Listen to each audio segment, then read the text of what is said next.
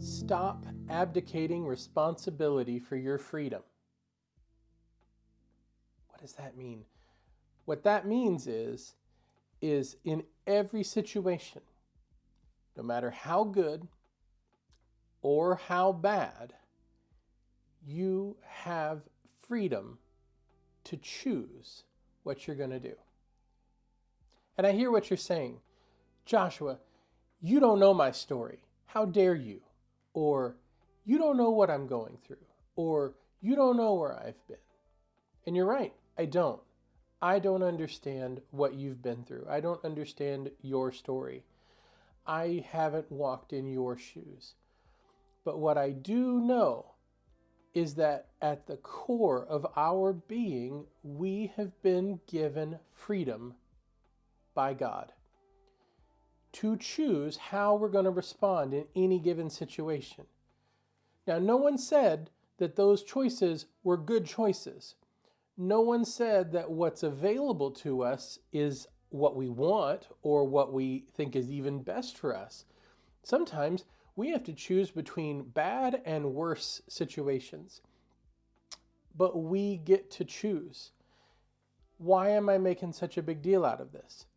Because for the last 21 years of my adult life, I have looked for and found many opportunities to let other people make choices for me, or I have forfeited the freedom, abdicated the freedom that I have to choose what to do in a given situation.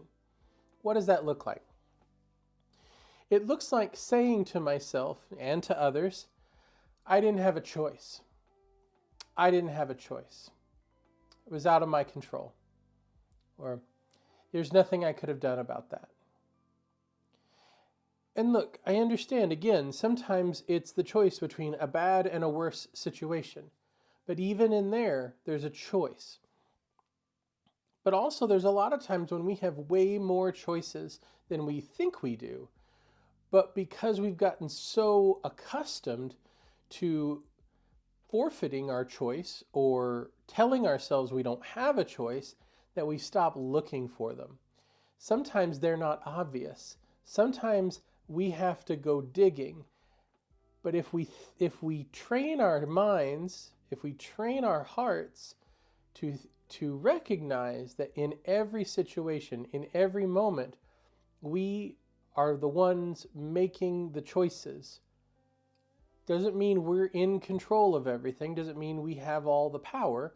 Just means that we've been given freedom to choose how we respond in a situation. Which of the bad choices or good choices are we going to make? We have that freedom. Now, I know I'm about to lose a few of you, but in the document Amoris Laetitia, Pope Francis wrote, and I quote, "Natural law could not be presented as an already established set of rules that impose themselves a priori on the moral subject. Rather, it is a source of objective inspiration for the deeply personal process of making decisions." I mean, I got a minor in philosophy, and I'm not sure I fully understand what that one is, but let's break it down a little bit. And for the record, I'm relying really heavily on an article written by Paul Fahey from the Pope Francis Generation podcast, which I'll link in the bio. But let's look at this again. Natural law. So the law that God wrote on our heart, the law that God kind of gave us before the law at Mount Sinai and is in all of us. The natural law could not be presented as an already established set of rules that impose themselves a priori or before any other knowledge on the moral subject. Okay, so basically we're saying the law God wrote on our heart isn't a set of black and white, do this, don't do that rules. Rather, it is a source of objective inspiration for the deeply personal process of making decisions. Okay, so it's not a set of black and white AB rules.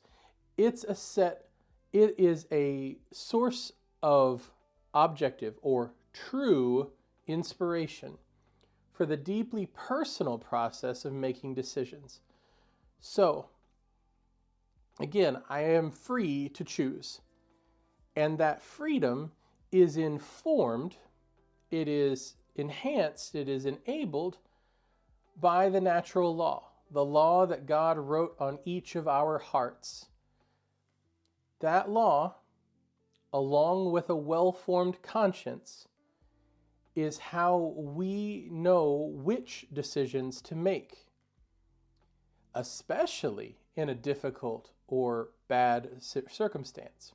Let me bring it back to the personal example. So I said earlier that I've spent 21 years of my adult life avoiding responsibility for my choice or for my freedom.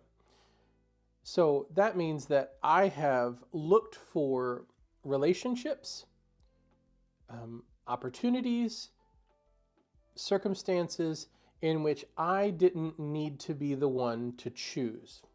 That could be something as simple as in a friendship or a professional collaboration, not wanting to be the decision maker. What happens when you habitually don't want to make a decision? You put a huge burden on the people in your life. Your intimate relationships, your family relationships, your coworker relationships, your faith community relationships. When you don't want to express your opinions, when you don't want to state your preferences, it requires everyone else to then take responsibility for making a decision. Either that, or people getting frustrated and saying, you know what, I don't want to spend time with so-and-so, or I don't want to go out to dinner, because I don't always want to have to be the person to decide where we're going to go to eat. Or I don't always want to be the person who has to decide how we're going to handle that project at work. Or I don't always want to be the person who decides what movie we're going to go see on date night.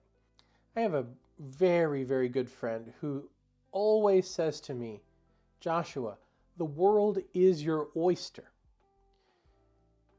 And I always kind of cringed at that because I didn't understand what she meant. But when I came to understand this idea that I had been abdicating responsibility for my freedom, and once I decided to stop doing that, all of a sudden I understood exactly what she meant. The world is my oyster in that I get to choose. Now I know whether something amazingly good or horrifically bad happens, I'm still free. I can say to myself, okay, I'm here now. What am I going to do? When I stopped running from responsibility, and when I stopped fighting against the freedom to choose what I'm going to do, the freedom to discern what I'm going to do, I felt so much freedom. I was overwhelmed by the amount of freedom that was always there. So, sisters and brothers, my encouragement in response to everything we've talked about, recognize that you are good.